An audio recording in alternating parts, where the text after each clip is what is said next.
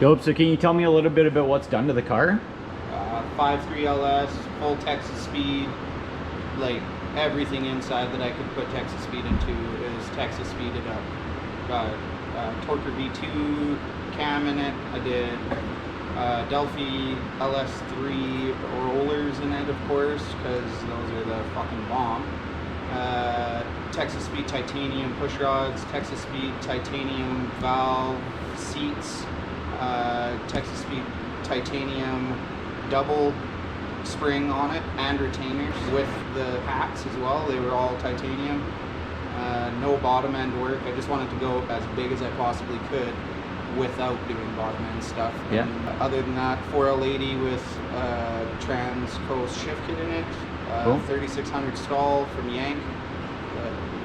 Of course came from Colin. 26-inch wheels. Yeah, seen that.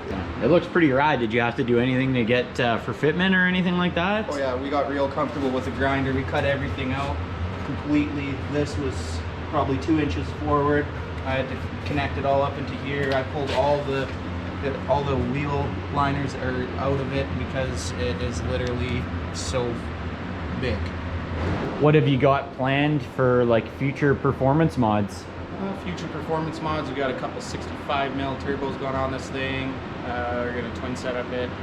I got fuel pump and everything. I'm just waiting to figure out injectors. 525 Walbro sitting, waiting to go in. Fuck yeah. Awesome, man. All AN line, everything. I tried to change as much to AN as I possibly could. It's a badass build, man. I love it. It's nice to see something different and something that's, well, unique to you, you know what I mean? And it's definitely a sick ride. Well, that's what we're kind of about over here. I've always been into the big, huge, massive cars. Yeah. I like massive land yachts, but I like them to be at least performance based so that they sound good and they actually move somewhere. Nothing worse than going out with your buddies and you can't keep up with the group. 660 Yacht Club over here. 660 Southern Alberta Yacht Club. We're getting our hats ready. Yeah. Nice. All aboard. The exterior is going to end up black as well. Black top, chrome windows. I'm going to redo all the chrome, get it all polished. These wheels are getting polished probably in a month by Alberta Polish.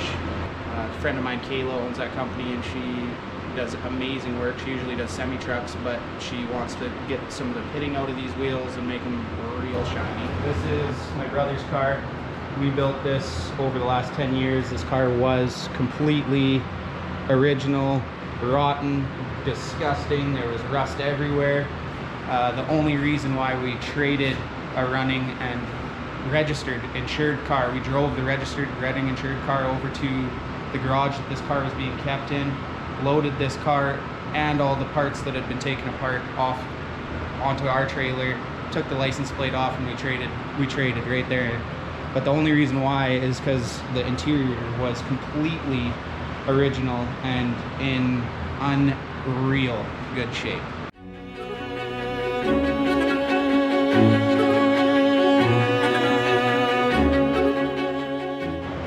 Awesome, man. Well, it looks like you got two like pretty amazing and, like I said before, two extremely unique cars, man. Like the production numbers I know are low on the one to the left, and even to a Coupe Deville.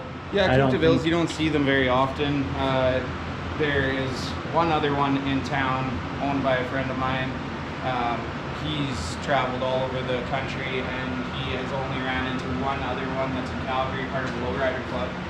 But there's none of them. And I fell in love with these cars when I was a teenager. I used to hang out at a buddy's house, and across the street was two four-door ones sitting there, and it was the same body style as this. And I sat at his table and I would stare out that window at that thing and dream and drool about how I wanted to make the coolest lowrider ever and all that kind of jazz to make this thing, you know, what everyone in the early 2000s wanted. You wanted the 20-inch wheels, you wanted the hydraulics and the big banging stereo.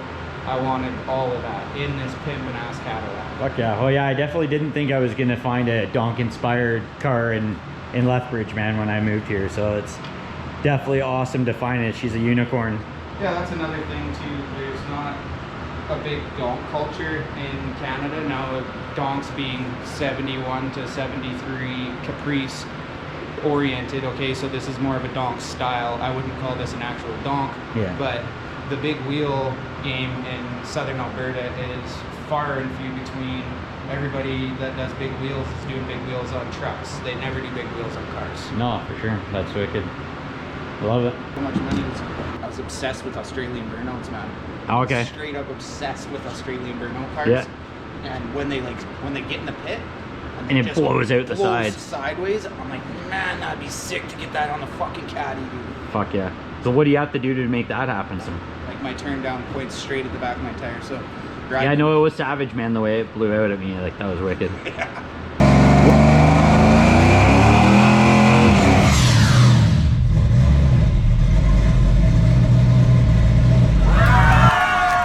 Can you tell me a little bit about the 660? What inspires it? What are the plans for 660 going forward? Well, what inspired it is definitely nothing out of the question of I grew up watching 1320 video.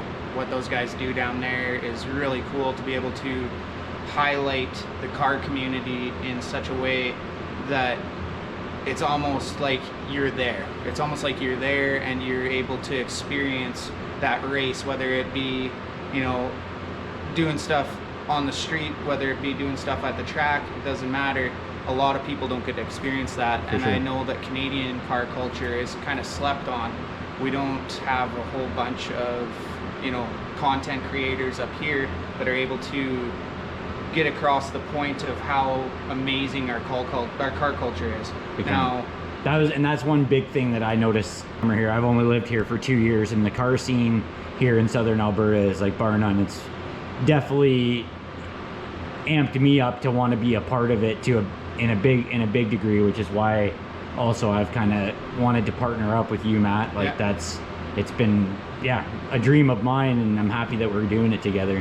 Yeah, me too. I didn't find a lot of people that wanted to get on board with this. I did, you know, like, I know a lot of people around the southern Alberta area, and I couldn't really think of anybody that was more suited for the task than you once I found out who you were, what you were up to, your background in this kind of area. Fuck yeah, man. Not to mention you got sick cars too, so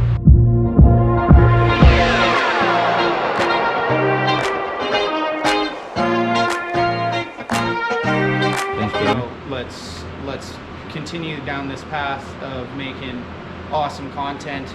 We personally, I don't think, are going to be doing a whole bunch of racing besides at the track. I think that we're going to be staying more behind the camera and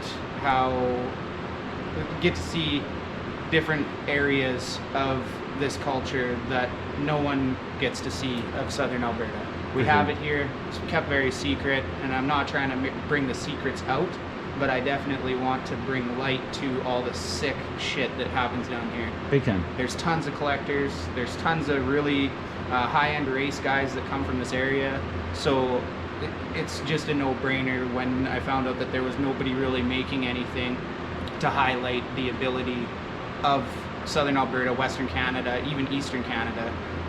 We all have a foot in this game. Big time. We're going to be out at tons of events. We're going to be at Power to the Pavement. I'm going to try to make sure that we make it to Miles of Mayhem.